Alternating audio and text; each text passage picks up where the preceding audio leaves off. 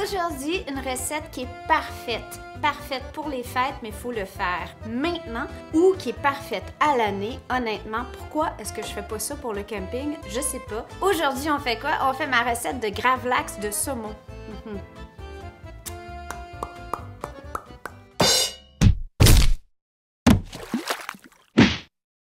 On va commencer par ma minute d'humilité aujourd'hui. Mais en fait, c'est le contraire. C'est pas une minute d'humilité, c'est une minute de fierté. Cette année, on peut se permettre de célébrer notre fierté et d'être fiers des moments où on a des petits succès. Alors cette recette, ça fait vraiment longtemps que je la fais. En fait, ça fait plus longtemps que je la fais que je suis avec Chéri. Et ça fait 20... Je sais plus de 20 ans que je suis avec Chéri. Toujours est-il que j'ai un ex qui m'avait commandé un gravlax entier pour les fêtes alors qu'on sortait même plus ensemble. Imaginez, il me l'a payé là, mais pareil.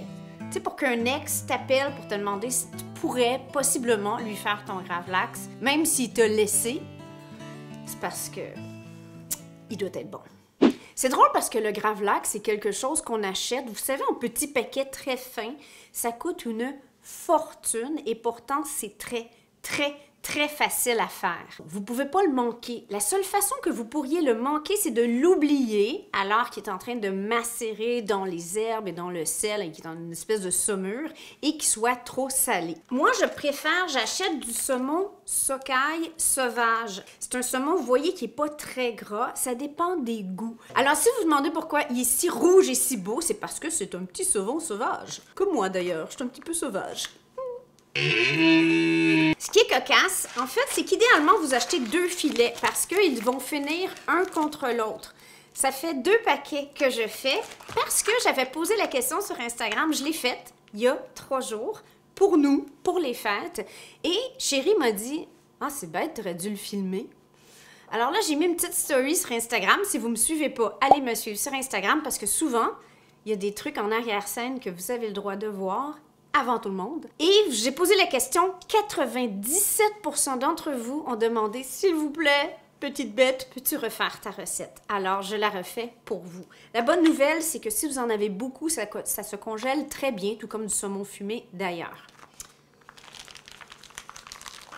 Bon, là, ce qui est cocasse, c'est que ça fait 2 paquets que j'achète et ça fait 2 paquets où j'ai un flanc gauche, ce qui fait que quand on va les mettre un par-dessus l'autre, ils ne seront pas tout à fait égales. Mais c'est pas grave, ça change absolument rien.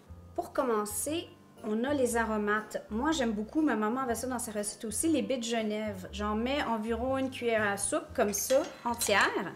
Et la même quantité de poivre entier, poivre noir.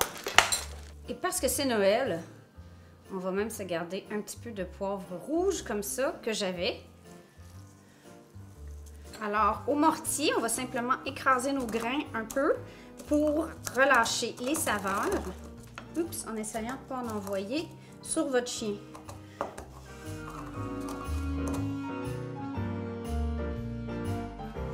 Ça sent déjà tellement bon. Alors, j'ajoute poivre et genièvre dans un bol. Pour les Nord-Américains, 1/4 de tasse de sucre. Pour les Européens, 58 grammes. 1/3 de tasse de gros sel gris de mer. Je dois vous dire que la recette traditionnelle du gravlax se fait avec de la vodka. Moi, je trouve que la vodka, ben, c'est bien si tu veux pas... si t'aimes pas vraiment le goût de l'alcool, parce que ça goûte pas beaucoup, ça sent pas beaucoup non plus. Par contre, le gin va venir s'associer vraiment bien au goût de la genièvre qu'on a dans ma recette de gravlax. Si vous n'avez pas de gin ou si vous n'aimez pas le gin, évidemment, prenez de la vodka. C'est correct, j'ai pas la COVID. Je goûte. Ça va, tout va bien. Est-ce qu'on répète? Ouais, je goûte encore. Ça, c'est un gin québécois, en plus. On en a plein maintenant, je sais pas ce qui s'est passé. Moi qui est fan de gin, il y a 10 ans, il y avait 4 sortes. Le gin de mon oncle, puis le gin fancy. Et là, maintenant, il y en a 72. T'arrives à la SAQ, t'es comme... Je sais pas quoi prendre. Alors, on va ajouter 2 cuillères à soupe de gin. Et on fait une pâte avec notre sel, notre sucre et nos épices. Et notre gin. Ça va jusqu'à date, tout le monde me suit, c'est pas trop compliqué. Allez, on continue. C'est presque fait, là. C'est ça, je vous jure. Pour que la marinade ou les épices puissent entrer, moi, je fais quelques entailles. Pas très profondes, mais juste pour dire. C'est juste que ça complique la... quand vient le temps de couper après coup, mais je le fais pareil. C'est pas grave. Bon, voilà. Et là, on va venir virer nos filets un face à l'autre. Et je vais venir étendre ma saumure ou ma garniture sur mes filets. En gardant un petit peu pour l'extérieur, OK? Là, vous allez me dire, si ton poisson était congelé, tu ne devrais pas le recongeler une fois que ton gravlax est prêt. Ben, moi, je le fais, OK? Ça se trouve pas du saumon frais, à moins d'aller pêcher en Gaspésie. La saison est finie. Donc, tous les saumons qu'on achète en ce moment ont été normalement dégelés ou viennent d'élevage. J'ai un magnifique bouquet d'anettes ici. Et je vais venir déposer. Astuce pour conserver l'aneth et la majorité des fines herbes, là, emballées dans un papier essuie-tout ou dans un linge propre et ensuite dans une feuille d'aluminium. Et écoutez, ça fait plus qu'une semaine que je l'ai acheté. Regardez s'il est beau. Parce que, on va se le dire, les fines herbes en plein hiver, c'est très, très cher. Et moi, j'y vais généreusement, là. C'est pas de longuant, c'est un gravlax. OK? Donc, on le vire comme ça.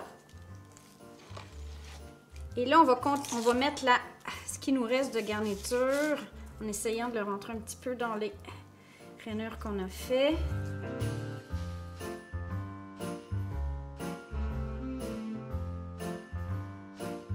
Tout ce qu'il me reste à faire, c'est répartir de belles rondelles d'oignon à l'extérieur de mon gravlax. Avouez que c'est déjà beau, là. À ce stade-ci, c'est sûr qu'on pourrait le mettre dans un sac étanche, refermable, comme j'ai fait avec celui qui est prêt. OK? Si vous n'avez pas des sacs refermables, ou pour être plus écolo, c'est pas compliqué. On vient prendre notre filet, qui est très serré dans mon plat. Là, chérie, j'entends chérie soupirer. T'as pas le bon plat! Non, j'ai pas le bon plat. Non, mais je vous jure, il était gros de même quand je l'ai pêché. Il est gros de même! Hein, les histoires de pêche. Bon, alors, je vais aller choisir un plus gros plat maintenant. On recommence. Alors, maintenant, j'ai mon morceau de saumon avec mes rondelles d'oignon que je vais venir déposer sur un papier parchemin. Là, on perd rien, hein? Okay? On met tout. C'est juste du bon, là. Et ce que je vais faire, c'est simplement... Il va falloir le virer à tous les 12 heures. Alors, pour faciliter notre travail, on va bien l'emballer.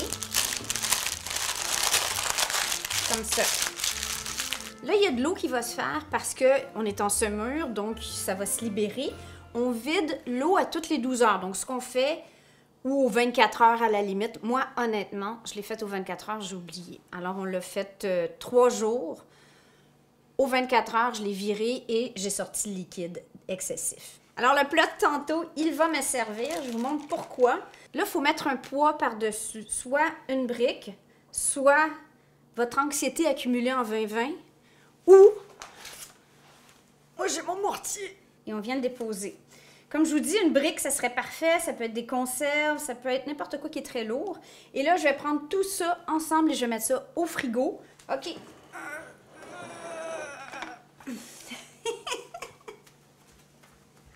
Ça sent tellement bon. Vous comprenez pas. OK, donc, on voit que on enlève les herbes,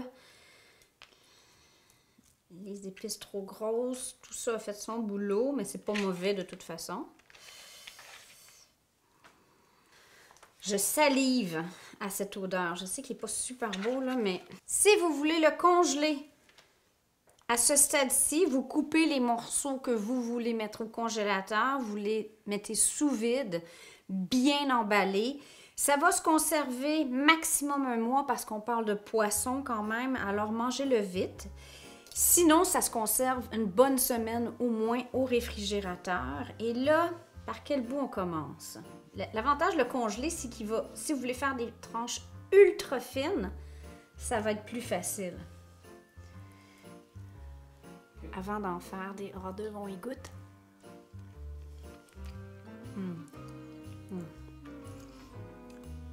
Il est parfait. 3 jours maximum pour des petits saumons comme ça. Il est vraiment à point. Si vous avez des filets de costaud saumon, là, ça d'épais, vous pourriez aller jusqu'à 4 jours. Mais pas plus. On veut pas que ça soit trop salé. On goûte bien. Je vais en donner à mon chéri qui salive. Êtes-vous prêts? Oh!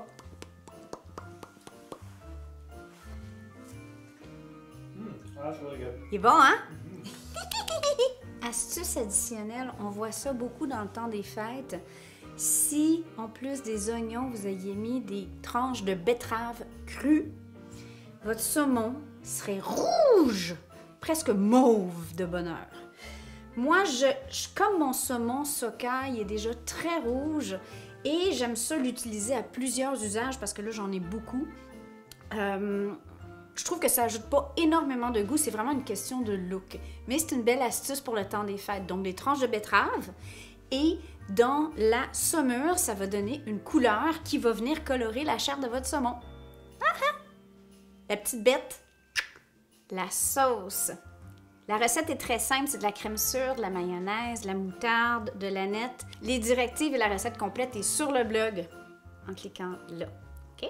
J'ai fait des petits blinis. Encore là, je vous ai préparé une recette. J'en ai une avec les extras de levain qui est absolument fabuleuse. Si vous n'avez pas de levain, je vous donne la recette dans le même article. Des blinis traditionnels. Comme ceux. Ça, c'est ceux à la levure chimique et ils sont vraiment très, très fabuleux.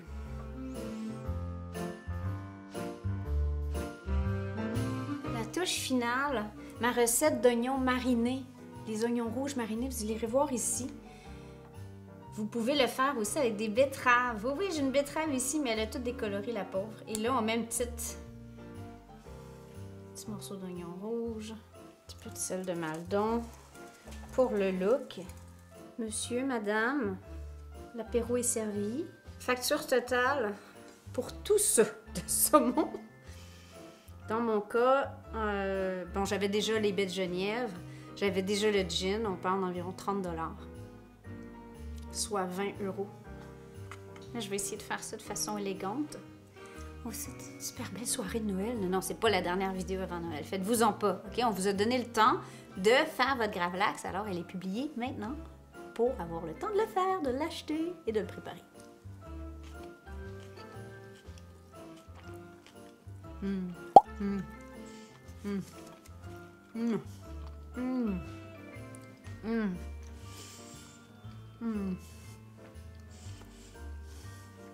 C'est vraiment bon. C'est sûr qu'on pourrait faire les blinis comme ça avec du saumon fumé, mais je dois dire que ma préférence va vraiment au Gravlax. En plus, c'est fait chez vous.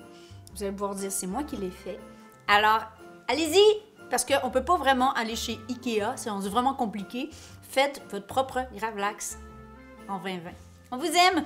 Ciao, ciao! Bon, j'en prends un autre, moi. Oh yeah! Oh yeah!